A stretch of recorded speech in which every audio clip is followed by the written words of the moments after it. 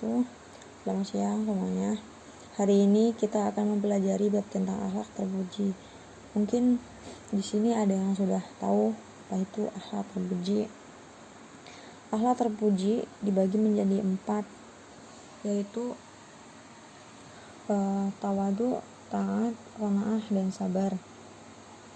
Tawadu artinya rendah hati atau tidak sombong, bersifat rendah hati, sopan santun dalam bersikap. Yang kedua, taat. Taat artinya patuh, dengan kata lain upaya mengikuti petunjuk Allah dengan cara melaksanakan segala perintahnya dan menjauhi larangannya. Yang ketiga, qanaah. Qanaah menurut istilah artinya cukup dengan apa yang dimiliki dan menjauhkan dari sifat ketidakpuasan atau kekurangan. Selalu bersyukur atas rezeki yang telah Allah berikan. Yang terakhir yaitu sabar. Sabar dalam bersikap, teguh dalam menghadapi segala cobaan dan rintangan dengan tidak melupakan ikhtiar dan usaha. Lawan dari sifat tawadu adalah takabur atau sombong. Sifat takabur adalah sifat yang dibenci Allah dan Rasul-Nya, sebagaimana hadis dari Abdullah bin Mas'ud bahwa Nabi Muhammad SAW bersabda, sombong adalah menolak kebenaran dan menganggap remeh orang lain. Hadis riwayat Muslim. Contoh perilaku tawadu Nabi Muhammad SAW. Sifat rendah hati membawa orang ke tingkat yang terhormat dan dihargai dalam masyarakat. Orang akan terhormat ketika ia mau mengikuti orang lain. Salah satu bentuk ketakwaan Rasulullah SAW. Beliau tidak suka dipuji dan disanjung secara berlebihan. Dari Umar bin Khattab radhiyallahu anhu, ia berkata, Rasulullah SAW pernah bersabda, yang artinya, janganlah kamu sanjung aku secara berlebihan, sebagaimana kaum Nasrani menyanjung Isa bin Maryam secara berlebihan. Aku hanyalah hamba Allah, maka panggillah aku dengan sebutan hamba Allah dan Rasul-Nya. Perilaku tawadu dalam kehidupan sehari-hari. Orang yang bertawadu akan tampak dari sikap dan perbuatannya dalam kehidupan sehari-hari. Ciri sikap tawadu terbagi menjadi 2. Yang pertama, tawadu yang terpuji. Tawadu yang terpuji adalah ketawaduan seorang kepada Allah dan tidak mengangkat diri di hadapan hamba-hamba Allah Subhanahu wa taala. Contoh perilaku tawadu antara lain tidak berlebihan, baik dalam perhiasan, makanan, dan minuman. Sopan santun dalam bertindak dan bersikap, merendahkan nada suaranya. Yang kedua itu tawadu yang dibenci. Tawadu yang dibenci adalah tawadu seorang kepada Allah karena menginginkan dunia dan di sisinya. Contoh perilaku tawadu ini antara lain bersikap sopan santun karena memiliki maksud yang tidak baik, tidak berlebihan memakai harta karena takut dicuri atau dimintai zakat, menolong orang yang membutuhkan pertolongan dengan maksud ada imbalan dari yang ditolongnya. Perilaku taat.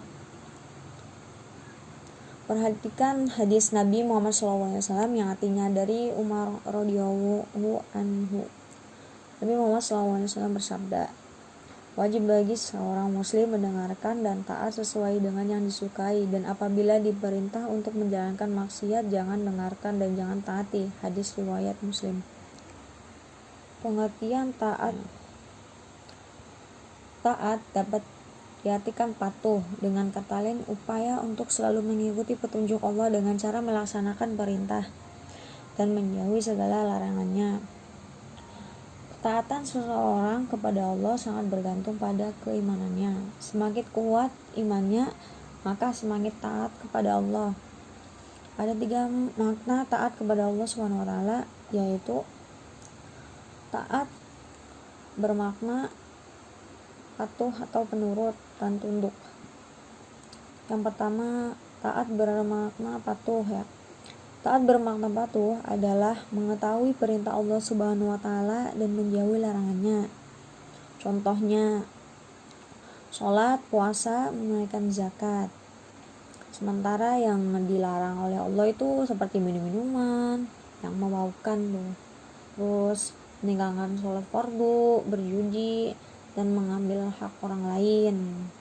Yang kedua itu taat bermakna penurut. Taat bermakna penurut adalah menuruti semua aturan yang bersumber dari ajaran Islam. Contohnya yang tercantum dalam surat Al-Maidah ayat 6 yang menerangkan jika kita hendak melaksanakan sholat harus ada aturan, yaitu harus berwudu atau bertayamum. Yang ketiga, taat bermakna tunduk. Taat bermakna tunduk adalah tunduk terhadap qada dan qadar yang datangnya dari Allah Subhanahu wa taala. Seperti kita tunduk bahwa Allah Subhanahu wa taala menetapkan manusia hanya boleh beribadah kepada Allah. Contoh taat dan meneladaninya. Contoh taat kepada Allah Subhanahu wa taala yaitu yang pertama, melaksanakan sholat fardu 5 waktu dengan ikhlas dalam hati, menunaikan zakat atau sebagian hartanya di jalan Allah, berpuasa di bulan Ramadan. Yang ketiga, perilaku taat dalam kehidupan sehari-hari. Ketaatan terhadap Allah, Rasul, dan ulil amri merupakan hal yang baik untuk amal ibadah kita. Ketaatan kepada Allah tidak hanya asal taat dalam pelaksanaannya. Ketaatan kepada Allah harus sungguh-sungguh sesuai dengan kemampuan yang dimiliki tanpa alasan apapun. Sebagai utusan Allah Subhanahu wa taala, Nabi Muhammad SAW mempunyai tugas menyampaikan amanat kepada umat manusia tanpa memandang status jabatan. Ketaatan itu tidak hanya pada pemimpin secara luas, dalam arti sempit pun harus menjadi keseharian kita. Contohnya, seorang anak harus taat dan patuh kepada kedua orang tuanya, murid kepada gurunya, atau istri kepada suaminya. Yang ketiga itu perilaku qanaah ya. Umar radhiyallahu anhu dari Nabi Muhammad SAW. Beliau bersabda, seorang muslim wajib patuh dan setia terhadap pemimpinnya dalam hal disukai maupun tidak disukai, kecuali dia diperintah untuk melakukan maksiat, dia tidak boleh patuh dan taat kepadanya. Hadis riwayat Muslim. Semasa hidupnya Rasulullah selalu memberi contoh secara langsung dalam menerapkan akhlakul karimah atau akhlak mulia ya. Di antara akhlak mulia tersebut terdapat sikap qanaah dan tasamuh. Pengertian qanaah. Qanaah menurut bahasa Arab adalah cukup. Menurut istilah, qanaah berarti merasa cukup dengan apa yang dimiliki dan menjauhkan diri dari sifat ketidakpuasan atau kekurangan. Qanaah bukan berarti hidup bermalas-malasan atau tidak mau berusaha untuk meningkatkan sejalan hidup. Akan tetapi, qanaah itu sifat sederhana dalam keadaan sempit dan dalam keadaan lapang. Kekayaan dan kemiskinan bukan diukur dari banyak sedikitnya harta, tapi terletak pada kelapangan hati untuk selalu sabar dan mensyukuri segala karunia yang Allah berikan. Contoh qanaah. Nabi Muhammad SAW telah memberikan nasihat kepada Hakim bin Hizam sebagaimana terungkap dalam riwayat berikut ini. Dari Hakim bin Hizam radhiyallahu anhu, Rasul berkata, saya pernah meminta kepada Rasulullah SAW dan beliau pun memberi kepadaku. Lalu saya meminta lagi kepadanya dan beliau pun tetap memberi. Kemudian beliau bersabda, hai Hakim, harta ini memang indah dan manis, maka siapa yang mengambilnya dengan hati yang lapang pasti diberi berkat baginya. Sebaliknya, siapa yang mengambilnya dengan hati yang rakus pasti tidak berkat baginya. Bagikan orang yang makan tak kunjung kenyang, dan tangan di atas lebih baik daripada tangan di bawah.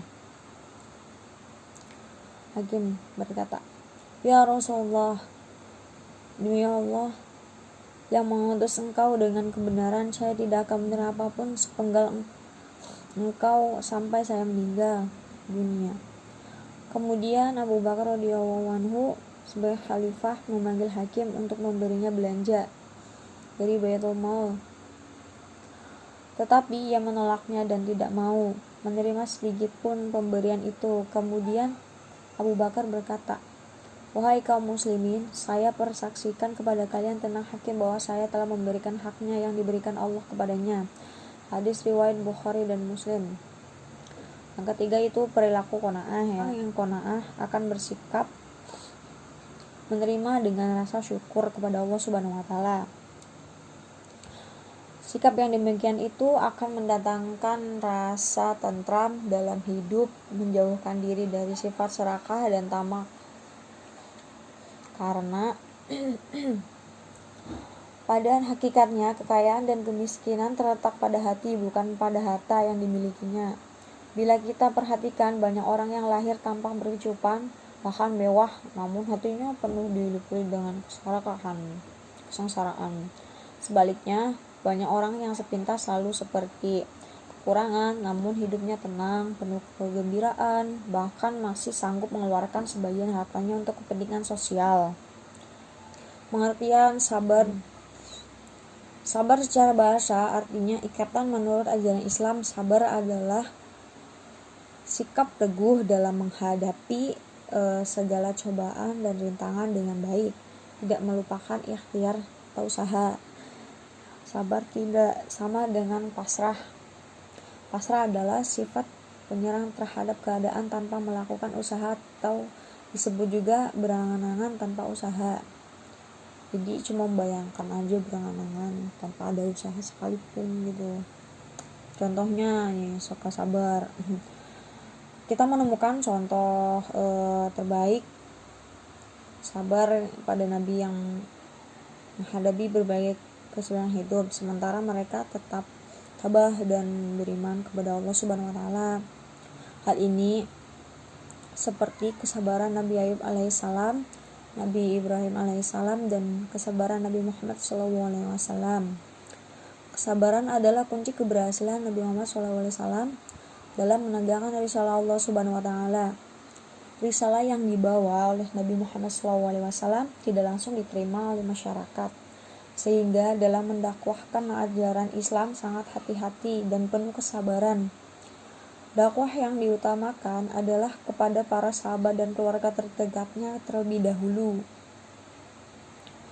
Kafir Quraisy menentang Islam dan merintanginya secara mati-matian disebabkan pertama, ajaran-ajarannya bertentangan dengan kepercayaan nenek moyang mereka. Yang kedua, tidak menerima agama Islam, kedudukan mereka akan jatuh merosot.